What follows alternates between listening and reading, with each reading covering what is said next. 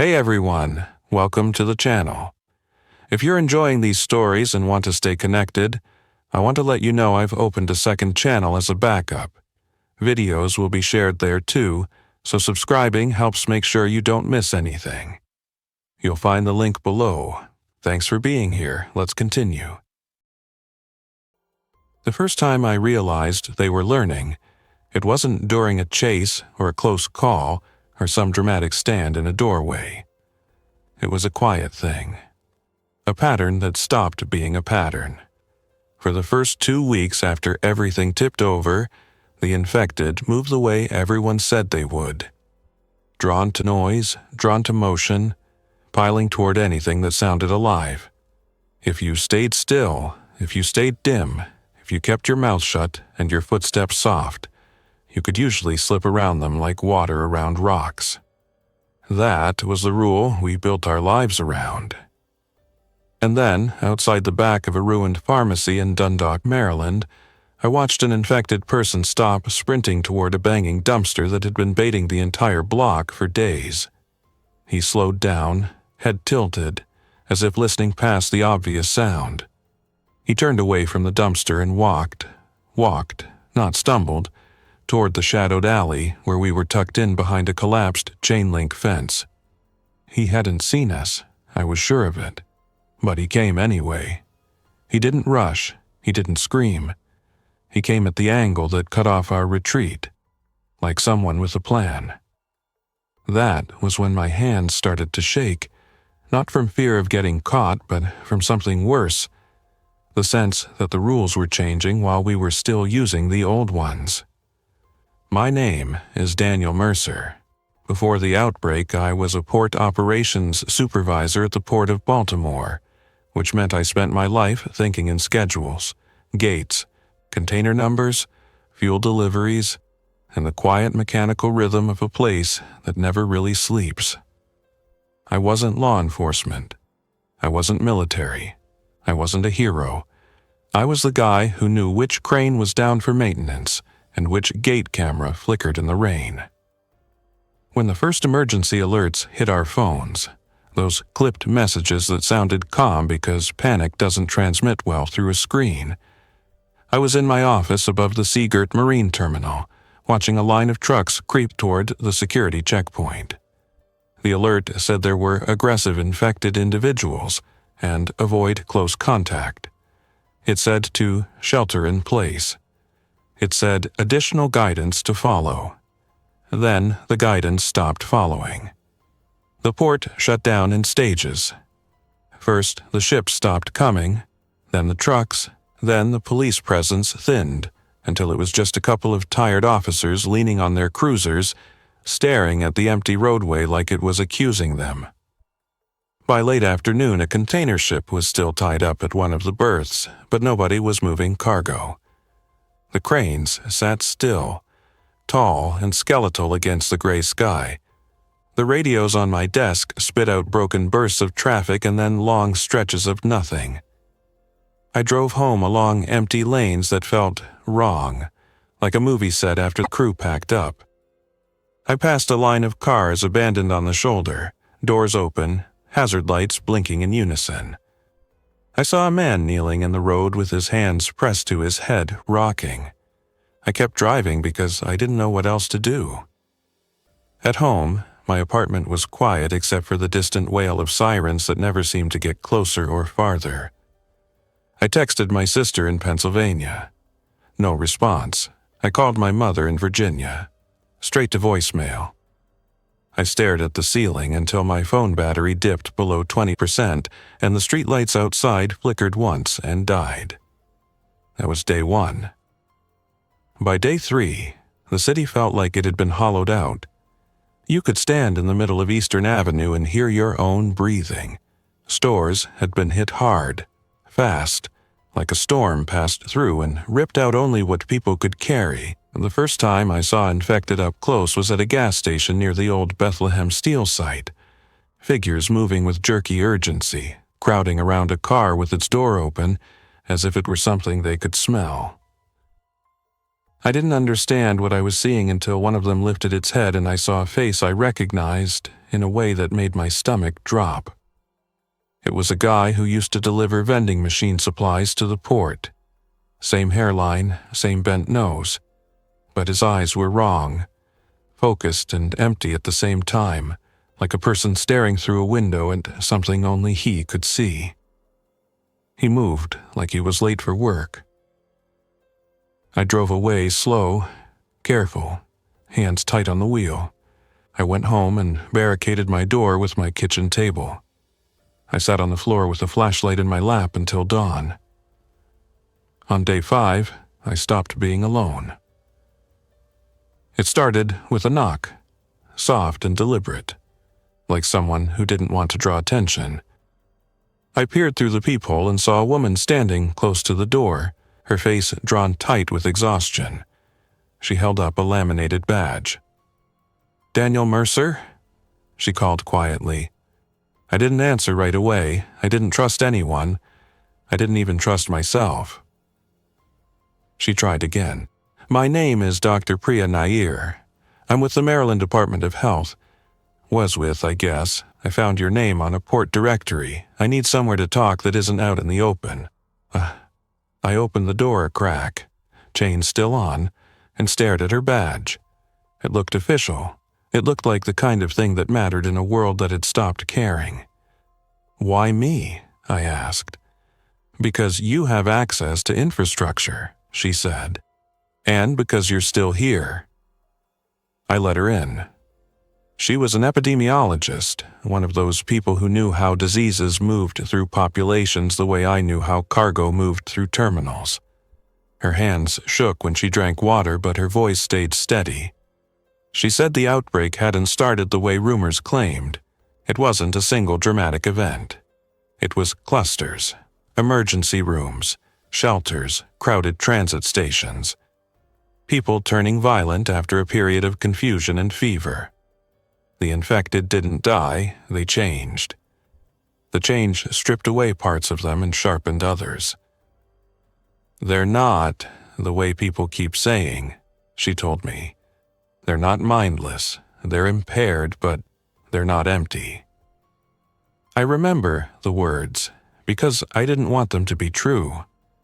"Then why do they do it?" I asked. "Why attack?" "Because something in them is driving toward stimulus," she said. "Toward warmth, toward breath, toward sound.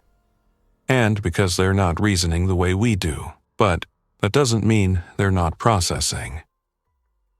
She leaned forward, eyes locked on mine like she needed me to understand. "I've been watching them," she said. "They're already changing behaviors. They're adapting to what works."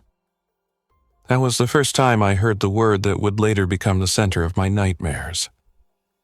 Adapting. We didn't stay in my apartment long. Priya said infected were drawn to buildings that still had human activity. Lights, movement behind windows, the faint hum of a generator if someone had one running, and my building had too many apartments, too many corners, too many unknowns. I had something better, though I didn't realize it until she pushed me. "You worked at the port," she said. "You know secure spaces. You know where the fences are solid and where they're not. You know where equipment is stored." I did. The Port of Baltimore wasn't just open water and cranes. It was layers of security, controlled access, massive warehouses, maintenance yards, fuel tanks, and a web of roads designed to move freight efficiently. It also had something most residential buildings didn't: distance, clear lines of sight, space to hear something coming. And it had ships. Not all ships had left. We moved at dawn, on foot at first, then in my car when the streets looked clear enough. The air smelled like a city after a storm: wet asphalt, trash, and something faintly chemical. We avoided intersections where abandoned cars formed snarls. We stayed away from places where sound lingered, underpasses that echoed, alleys where any noise would bounce. At one point, we heard a steady beeping, someone's car alarm still going days later, like a heartbeat refusing to quit. We detoured around it, wide. At the port fence line, the access control gates were powered down, the security booth empty. I used my badge out of habit, swiped it against a reader that didn't light up. I felt stupid. Then I felt angry. Then I felt nothing, because emotion was becoming a luxury. We slipped in through a maintenance gap I'd known about for years, where a section of fence was reinforced with temporary panels after a storm bent the original. The panels were still there. Nobody had come to replace them. Nobody was coming. Inside, the port felt like a museum of a life that used to make sense. Straddle carriers sat parked in rows like giant insects at rest. Yard tractors were lined up with their keys still in the ignitions. A forklift had been left with its forks raised halfway, frozen mid-task. Priya stared at it all like it was a different planet. "This place is intact," she said. "Not for long," I told her. "Not if people figure out what's here." We headed toward one of the smaller moored vessels near a service pier, a coastal tug that had been used for harbor operations. It wasn't glamorous, it wasn't large, but it was sturdy, steel-hulled, with a wheelhouse above and a cramped interior below. The tug was still tied up, lines taut, its deck damp with morning dew. I climbed aboard and tested the hatches. Locked, but not heavily. Someone had secured it and left. "Why a tug?" Priya asked, stepping carefully onto the deck.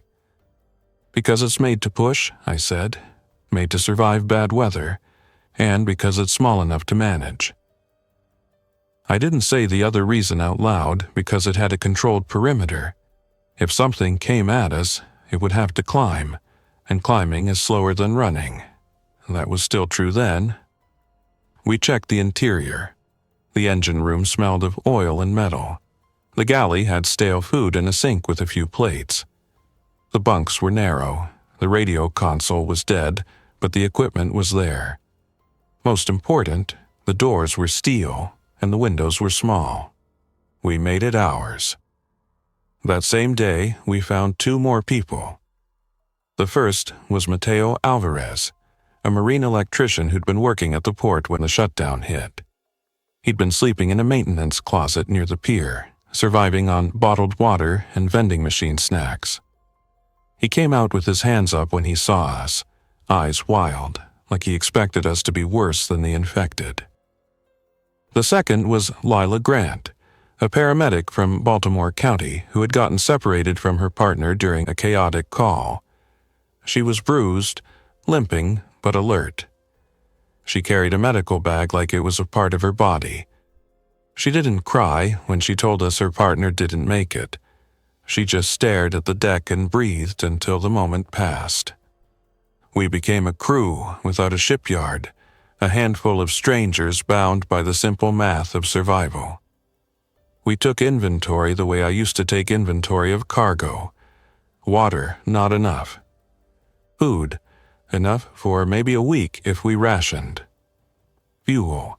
The tug's tanks were low, but there were fuel supplies on port property. Power. The tug had onboard generators, but we needed to be careful. Noise traveled. Security. We could lock down, but we needed eyes. We needed a routine.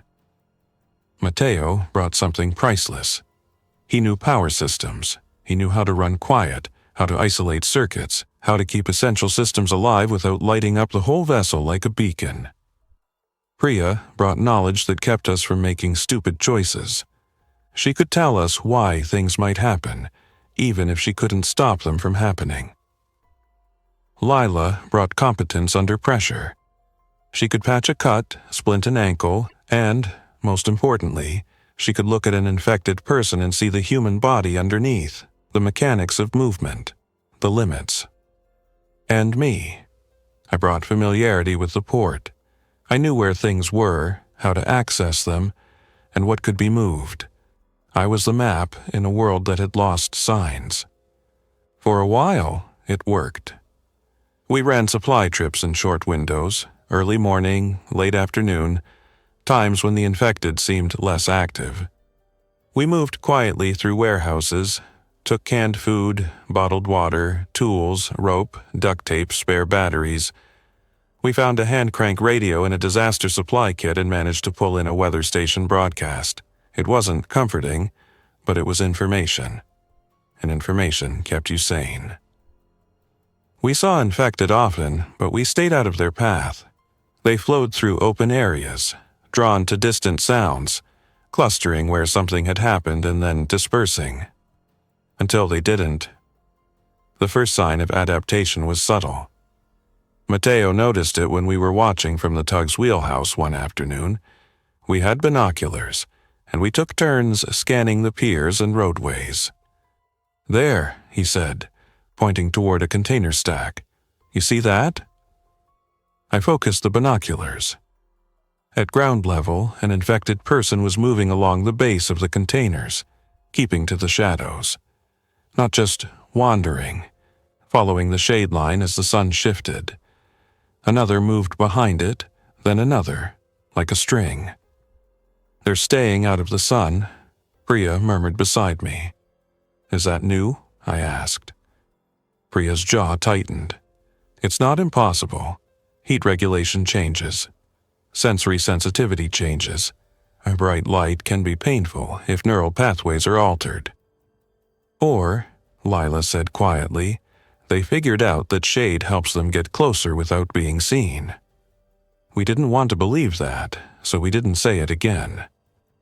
A day later, we found evidence that made it harder to ignore. We'd been using a simple trick to move through the port. If we needed to cross an open area, we'd toss a small object, like a metal bolt, into the distance, let it clatter, and watch infected drift toward the sound. It wasn't foolproof, but it bought time. That afternoon, we tossed a bolt near an empty warehouse bay. The clatter echoed. Nothing moved. We waited, crouched behind a low concrete barrier. The air was still. My heart hammered like it wanted out. Then, from the shadow under a loading ramp behind us, an infected person rose slowly into view. It had been crouched, hidden in a spot we hadn't checked because it was too obvious. It didn't sprint, it didn't scream. It just stood and watched, head angled, like it was waiting for us to move. And when I shifted my weight, it lunged, fast. Lila reacted first. She grabbed my shoulder and yanked me sideways as Matteo shoved a pallet jack into the infected person's path. The infected collided with it, stumbled, then recovered with a coordination that made my stomach twist. We ran. Not far, just far enough to reach a door we could slam and secure. We made it back to the tug with our hands shaking and our lungs burning. In the wheelhouse, Priya sat down hard and stared at her own knees. "It didn't take the bait," Matteo said, voice thin. "No," Priya agreed, "it didn't." Lila looked at me, and her eyes held a question she didn't have to speak.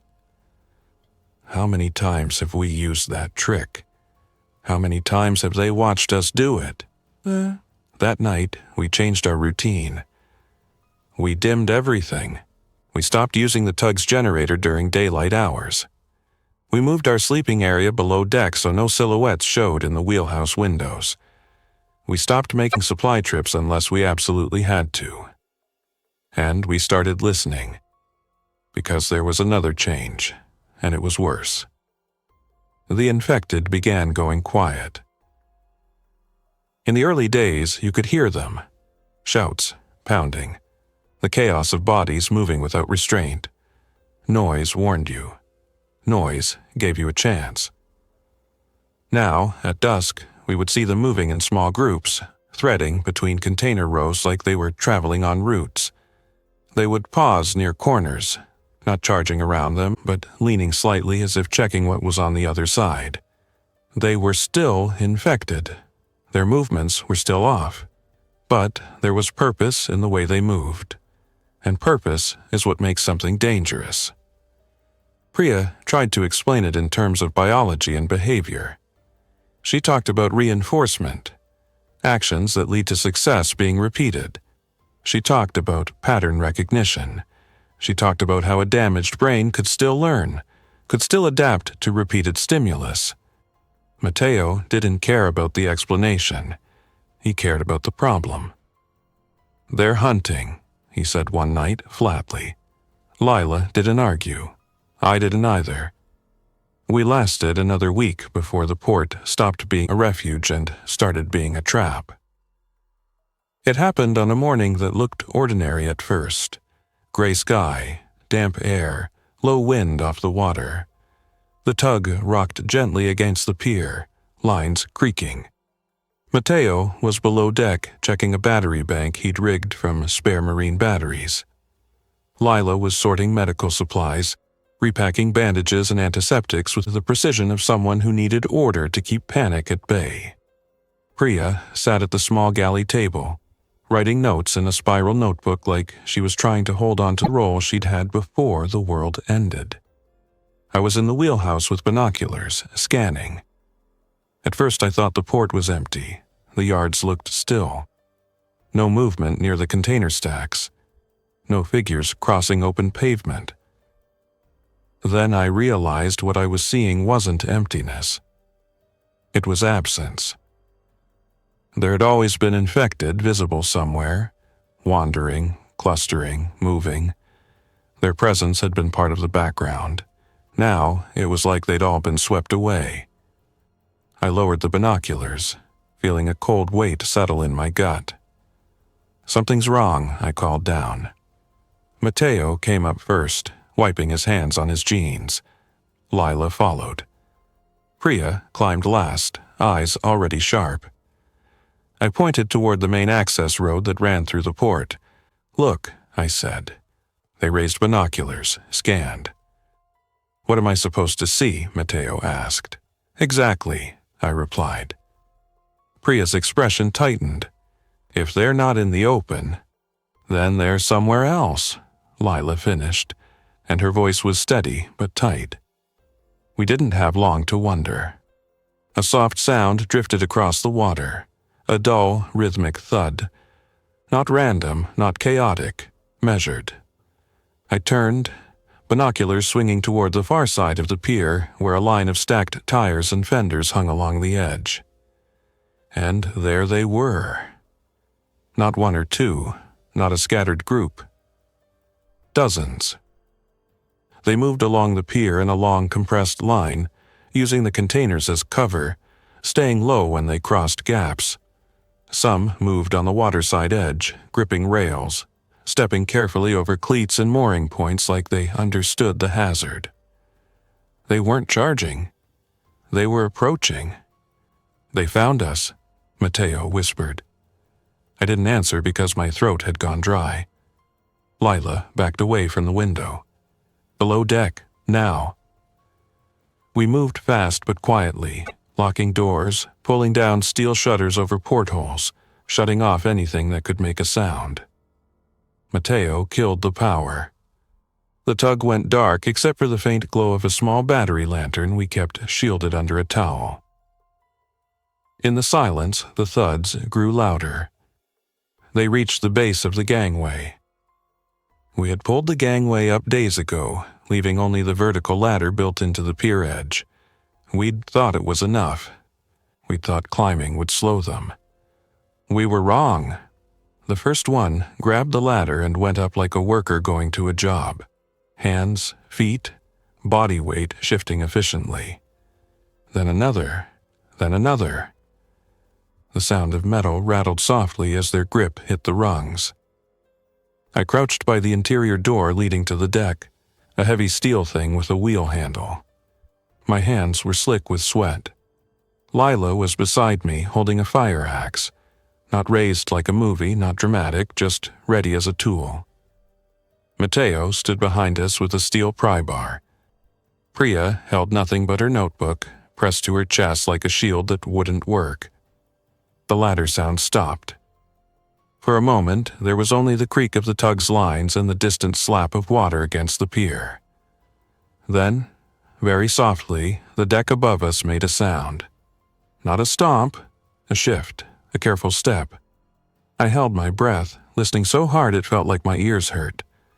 The wheel handle on the deck door turned. Slowly. Testing. Lila's eyes widened. Mateo's knuckles went white on the pry bar. "They know," Priya mouthed, barely moving her lips. The handle turned again, a little more force. The door didn't open. It was locked from the inside. But whoever was on the other side didn't slam into it. They didn't rage. They tried it like a person. Then the sound stopped. I waited for pounding, for violence. Instead, I heard footsteps move away. Then another sound, a scrape. Something metal against metal. Mateo leaned close to my ear and whispered, "They're doing something." I didn't want to move. Moving made noise. Noise made you a target. But we couldn't just sit. I crept toward a small interior camera monitor Mateo had managed to power from the battery bank. The camera feed was grainy and mostly useless, but it gave a view of the aft deck through a protected lens. The screen flickered, then steadied. What I saw made my stomach fold inward. 3 infected were on the deck near the railing. One knelt by the mooring line. Its hands worked the rope, not cleanly, not with perfect technique, but with repeated motions. It tugged, adjusted, tugged again. Another infected stood near the wheelhouse door, head tilted, as if listening for our movement below. The third dragged something across the deck, a length of chain. They weren't trying to break in right away. They were trying to change the environment. "They're going to cut us loose," Mateo whispered, voice shaking with anger. "Why?" Lila asked, barely audible. Priya's face was pale. "Because they don't have to come inside if they can make us come out." That was the moment I fully understood adaptation. Not just reacting, but shaping. We had built a safe place by creating barriers and controlling access. Now they were attacking the control itself. Mateo moved first. He slipped toward the engine room hatch. "If they loosen the lines, we can still power up, we can push off." "With what fuel?" I hissed. "Enough to get out into the channel," he said. "We don't need far, we need away from the pier." Priya grabbed his sleeve. "Noise." "I know," he snapped softly. "But being trapped is worse." Lila looked at me.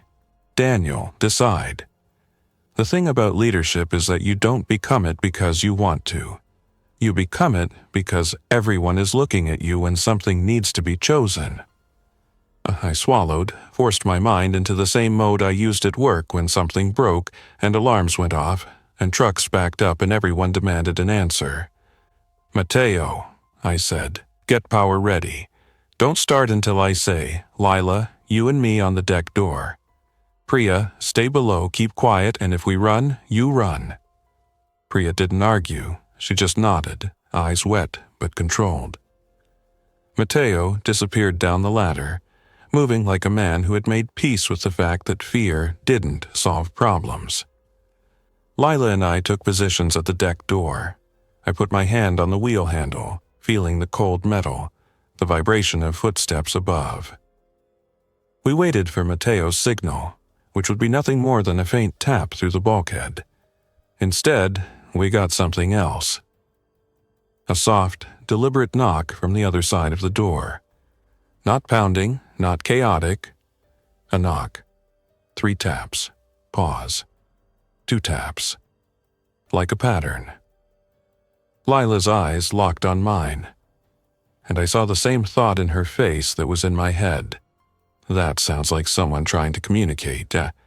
Priya had said they weren't empty, but this wasn't just brain damage and stimulus response.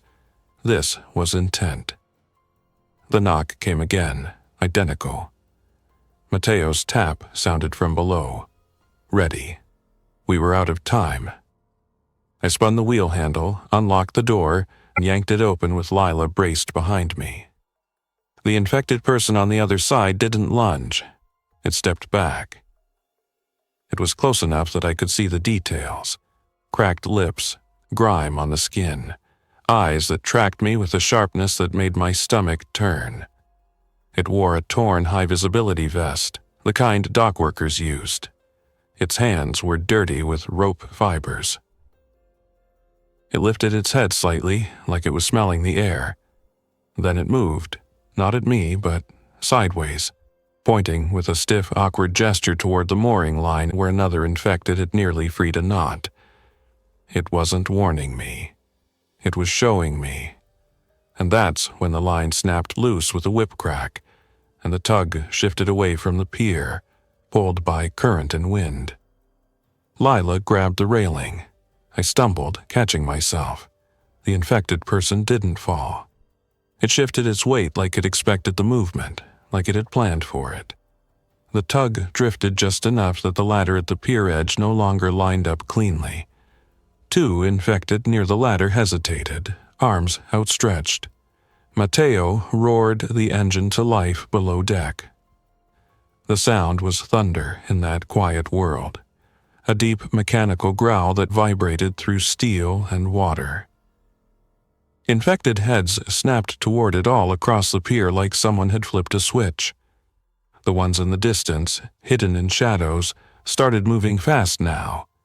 The calm approach broke into something urgent. Mateo's voice came through the engine room hatch, strained. "We're live!" I looked at Lila. "Inside!" We slammed the deck door shut and spun the wheel handle. The tug lurched as the engine engaged, pushing away from the pier with slow, stubborn force. The lines groaned, one held, another slipped. The infected on deck hammered at the door now. Not with fists, but with something heavy, metal on metal. The chain. The tug moved out into the channel, inch by inch, the engine pushing against current. The pounding continued, then stopped. I ran to the camera monitor. The feed showed the deck, empty. They were gone from the door. My blood went cold. "Where are they?" Lila asked, reading my face. I didn't answer. I swung the binoculars towards the deck through a porthole. Nothing. Then I heard it. Above us, a soft scuffing sound. From the roof. "They're climbing," I said, voice flat with disbelief. The tug had external ladders and handholds. It was made for sailors to move around in bad weather. It was a playground for anything that could grip and pull. The scuffing moved forward, toward the wheelhouse. Priya's voice came from below, tight. "They're trying to get to the windows." The infected had learned that doors were barriers. So they changed the angle. I ran to the wheelhouse ladder and climbed, moving as quietly as I could even though the engine noise made stealth meaningless now. Lila followed. The wheelhouse was dim, but daylight leaked through the glass. I risked a glance. An infected face appeared at the edge of the front window, inches from the glass, eyes locked on mine. It didn't slam into it, it just stared. Then it raised its hand and slowly pressed its palm to the glass, fingers splayed, like it was feeling the vibration of the engine through the window frame. Another infected climbed into view behind it, then another, their bodies close, using the wheelhouse roof like a platform. They weren't trying to break the glass. They were waiting for something. And then I saw what. One of them held a loose piece of metal. Maybe a bracket, maybe a tool. Something it had picked up from the deck. It lifted it, testing the weight. It wasn't a weapon in the way people would talk about weapons. It was a tool. It brought it down against the corner of the window, not hard, not wild, but controlled. Testing stress points like a person tapping ice to see where it's thin. Lila swallowed hard beside me. They didn't used to do that. "No," I said. The tug was moving now, out into open water but slow. The harbor channel isn't wide, and everything echoes off steel structures and water. The infected on the pier were now running along the edge, tracking us, not in a scattered wave, but in clusters that adjusted as we moved. Some peeled off towards other sounds. Others stayed with us like we were a target they'd chosen. Mateo's voice crackled through the old internal intercom, which somehow still worked. We can't outrun them on land, but we can get out to the channel and keep moving. How far can we go? I asked. Not far, he replied. We need a better plan than just drifting. Priya came up into the wheelhouse, steadying herself as the tug rocked. Her face was pale, but her eyes were fierce. They're adapting because we're predictable, she said. I stared at her. So, what do we do? Be unpredictable? Yes, she said. And we stop thinking of them as a natural disaster. We think of them as an opponent. That word, opponent, hit harder than any siren, because it meant the fight wasn't about hiding from chaos. It was about surviving intelligence that wasn't ours, but wasn't nothing either. We didn't have time to debate philosophy. The infected on the wheelhouse roof kept tapping. Fine cracks began spidering from the corner of the glass. Lila reached for the wheelhouse emergency kit, pulled out a roll of heavy tape, and started reinforcing the window edges, laying strips along the frame. It wasn't a permanent fix, but it might slow the cracking from spreading. Mateo shouted from below, I see them on the roof via the rear camera. They're trying to compromise the wheelhouse. If they break through, we're done. I scanned the water ahead. The Patapsco River opened toward the Chesapeake Bay, but the harbor was full of obstacles. Buoys, channel markers, piers, and ships frozen in place like dead giants. Take us toward the Francis Scott Key Bridge, I said automatically, then stopped, remembering. The bridge had been a landmark, a route, a symbol. Now it was just structure. Mateo replied, We can't. The channel is blocked near there by vessels that didn't move. We can go south toward the bay, but we need somewhere to land. Land is the problem, Lila muttered. Priya pointed toward the far side of the harbor. What about Sparrows Point? Industrial sites, fewer residential areas, more hard structures. I knew Sparrows Point. I knew the skeletal remains of industry there, the wide lots, the fences, the warehouses. I also knew it was a maze.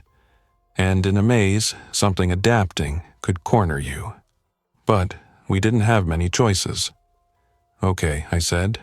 Sparrows Point, find a place we can secure without being pinned. The infected on the roof shifted as the tug turned. One lost footing, slipped, then recovered quickly, gripping a handhold. Another crawled forward, low, like it understood that staying low kept it from being thrown off. They were learning the physics of a moving deck. Lila stared at them with a look that wasn't fear anymore. It was grim recognition. They keep what works, she said. Mateo guided the tug toward the industrial shoreline, the engine steady. The noise was a beacon, but at least we were moving. At least we weren't trapped on the pier. As we approached a service dock near an abandoned warehouse complex, I saw something that made my throat tighten. There were infected already there. Not clustered randomly, positioned.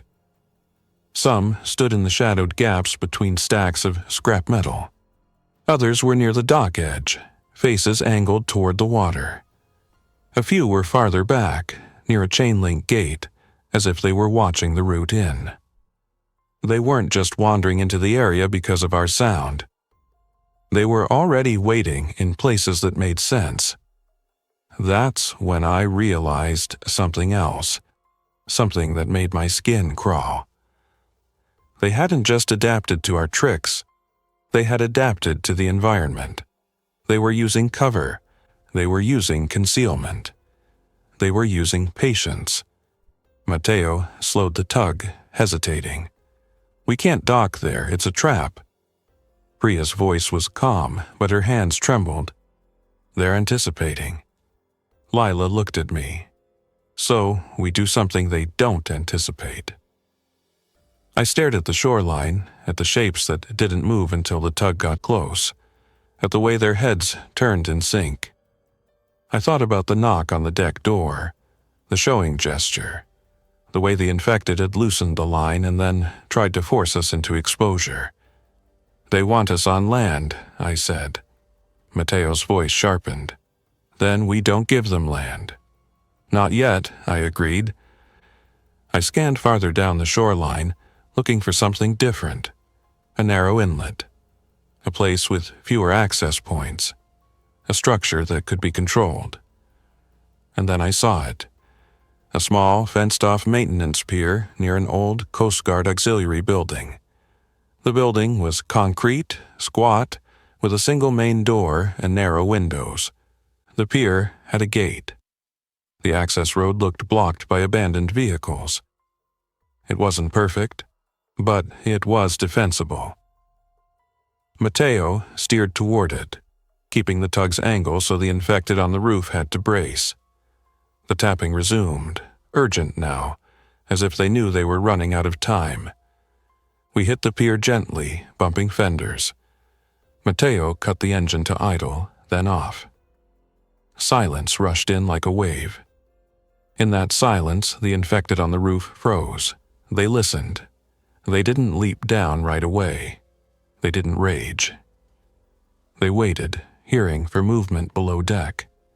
I whispered, "Everyone stay still." We held our breath. Seconds stretched. Then, from the shoreline, a sound answered. Distant, low, like a crowd beginning to stir. Without the engine noise, our tug had become less obvious, but it wasn't invisible. And now, the infected on land, the ones in the industrial yard, began to move.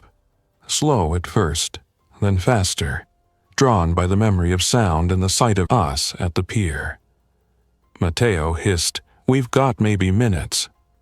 "Then we move," Lila said. We made a decision in that compressed space where every choice felt like a gamble with no good odds. We would abandon the tug as a primary shelter and use it as a mobile resource instead. Something to return to, something to move when necessary, but not a place to be trapped again. We stepped onto the pier with measured speed, keeping close, minimizing noise. The infected on the roof tracked us with their heads. One crawled toward the edge, gripping the railing, poised. I didn't run. Running would trigger pursuit. I moved with controlled urgency, the way you move when you're trying not to spill something precious. We reached the gate. It was locked with a chain and padlock. Mateo produced bolt cutters he'd taken from a maintenance shed days earlier. He positioned them around the lock, squeezed. The snap was loud in the silence. Every infected head on the shoreline turned. The first infected dropped from the wheelhouse roof onto the deck with a dull thud, then to the pier, moving fast now. Lila shoved the gate open. Inside. We pushed through, slammed it shut behind us, and Mateo looped the broken chain back through, twisting it tight with a bar to hold the gate closed as long as possible. We sprinted the last stretch to the concrete building, reached the door. It was locked, but not reinforced. Mateo worked fast, using a pry bar at the latch, shoulders tight. The door gave with a groan. We poured inside and shut it, pushing a heavy metal cabinet against the frame. The building smelled of old damp concrete and salt. The windows were narrow, high. The interior had a small office, a storage room, and a cramped restroom. It was not comfortable. But it was solid. We stood there for a moment, breathing hard, listening. Outside, infected hit the gate, not pounding wildly, testing, tugging, rattling. Then the sound shifted. Footsteps moving along the fence line. They were looking for weak points. Priya sank onto the floor, shaking. "They're not going to leave." Lila knelt by a window and peered out. They're spreading, covering the perimeter. Matteo looked at me, eyes wide with something close to fury. This isn't supposed to happen. They're not supposed to coordinate. Priya swallowed. Coordination can emerge from simple rules. Follow, cluster, reinforce what works. We're seeing it scale. I pressed my forehead against the cool concrete wall, trying to think like the man I used to be, the guy who solved problems with logistics and planning and redundancy. We need layers, I said. Not one shelter, multiple fallback points, routes between them that don't repeat patterns. Lila nodded. And we need to stop assuming sound is the only trigger. Priya lifted her head, eyes focused despite fear. They're learning our behaviors. They're learning that people move in predictable ways. Same door, same time, same bait. We have to break that. Outside, the gate rattled again, the sound of metal scraping. Then the rattling stopped. A silence settled that felt heavier than noise. Lila's voice came out in a whisper. They're quiet again. I looked at the narrow window and saw infected forms near the fence, no longer tugging. They stood still, facing the building, heads angled like they were listening for our breathing through the walls. And then, from somewhere beyond the yard, came a new sound. Faint, rhythmic, familiar. Tap, tap, tap. It wasn't coming from the gate. It was coming from the far side of the building, near the back wall where a vent on opening sat close to ground level. Priya's eyes widened. No. Matteo moved toward the back room, crouched, listening. Tap, tap, tap. The sound was careful, exploratory. They were probing the structure for access points. They're searching, Matteo whispered. Lila's grip tightened on her axe. Then we move before they find one. I stared at the building's layout in my head. Front door, back vent, narrow windows. We could barricade, we could hold. But holding meant staying in one place long enough for them to learn every weakness. And they were adapting fast. Pack, I said, minimal. Water, tools, medical. We go back to the tug, but not the same way. Matteo looked at me like I was insane. They're at the gate. Then we don't use the gate, I replied. He blinked. I pointed toward the restroom. There's a maintenance hatch in the floor. I saw it when we came in. If it leads to a crawl space or drain line, it might connect to the shoreline. Matteo's eyes sharpened. This was his language. Access roads, hidden runs, infrastructure. He moved fast, slid the restroom mat aside, found the hatch, pried it open. A dark void yawned below, smelling of damp earth and stale water. Matteo lowered the lantern, shielding it with his body so the light wouldn't flash out the windows. It's a utility crawl, he said. Old conduit run. There's a drain channel, we can fit. Lila didn't hesitate. She started handing supplies down. Priya paused, looking at the narrow opening like it was a coffin. Then she took a breath and climbed in. I went last, pulling the hatch shut above me. In the dark, the sounds outside became muffled, like we were underwater. The crawl space was cramped, concrete walls damp, the floor slick in spots. We moved slowly, feeling our way, Matteo in front, lantern dimmed under layers of cloth. After 10 minutes, the conduit opened into a larger channel, a storm drain that ran toward the water. The air grew colder. We heard faint waves through the concrete. Matteo whispered, "This should exit near the shoreline rocks." We crawled again, then saw a faint gray glow ahead, daylight filtering through a metal grate. Matteo tested the grate, rusted but intact. Lila's voice was steady. "Can you open it?" Matteo pulled tools from his bag, wrench, pry bar, and worked quietly. Metal groaned softly. He froze, listening. Nothing answered. He pried again. The grate shifted. We pushed it open just enough to slip through. We emerged behind a line of riprap stones along the shoreline, hidden from the yard by a low berm and brush. The industrial pier and building were behind us. The tug was visible farther down, still tied loosely at the maintenance pier. And between us and it, moving along the shoreline in a low, quiet line, were infected. They were not rushing. They were sweeping.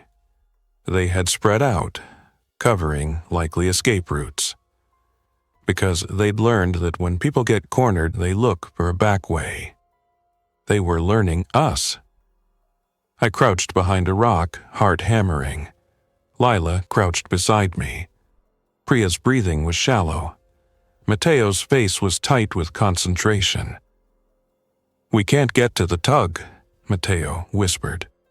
"No," I agreed. Priya looked at the infected line, eyes wide but analytical even now. "They're not just reacting, they're anticipating." Lila's jaw clenched. "So, what do we do?" I stared at the water, then at the tug, then farther out into the harbor where larger vessels sat motionless. And I made a decision that would shape the next months of our lives. "We find something they can't learn quickly," I said. "Something that changes." Priya frowned. "What changes?" I pointed at the water. "Tide, current, mobility. We stop living like land people." Mateo stared at me. "You're saying we stay on the water." "I'm saying we use the harbor like a road system," I replied. "We move between floating refuges, barges, workboats, anything we can secure and relocate. We stop giving them fixed patterns." Lila exhaled slowly. "And if they follow?" "Then we keep moving," I said. "And we start learning them back." We waited behind the rocks until the infected sweep passed, moving like a slow net drawn along the shoreline. They didn't look into the rocks. They didn't sniff us out. Not yet. But I could see it in their behavior. They were getting better at covering ground without making noise. They were becoming efficient. When the line thinned, we moved, quietly, keeping low, using rocks and brush as cover. We didn't head straight for the tug. We angled away, following the shoreline to a small derelict pier where a maintenance skiff was half sunk, tethered by a line. Mateo inspected it quickly. "Outboard is dead, hull is damaged." "Can it float?" I asked. "Barely," he said. "Barely is enough," Lila replied. We used the skiff like a stepping stone, paddling quietly with scavenged boards, not aiming for speed, but for silence. We drifted with the current toward the tug's far side, staying out of sight of the industrial yard. When we reached the tug, we didn't climb up immediately. We listened. We watched. The deck was empty, but the wheelhouse window was cracked, tape peeling where Lila had reinforced it. And on the deck, near the mooring line, something, had arranged objects in a line. A piece of chain, a wrench, a bolt. Not random. Placed, like markers. Priya stared at it, voice barely a whisper. "They were here." Mateo swallowed. "They left us a message." Lila's eyes narrowed. "Or they're marking the spot." I felt a cold wash of dread. Because the infected weren't just adapting to survive. They were adapting to control. And now they knew our vessel, our patterns, our habits. We climbed aboard anyway because the water was still safer than land, for now. Mateo started the engine at the lowest possible power setting.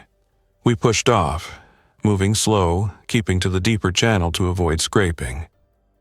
As we drifted away, I watched the industrial shoreline through binoculars. The infected were there, spread out, quiet, watching the water now as if it had become part of their map. One of them stood at the edge of the pier, head tilted, tracking us. Then it lifted its arm. Not a wave, a point. Straight toward our tug as it slipped away. I lowered the binoculars and met Priya's eyes. "They're expanding," she said. I nodded. "And we're behind," Lila added. Mateo stared at the harbor ahead, voice tight. "So, we get ahead."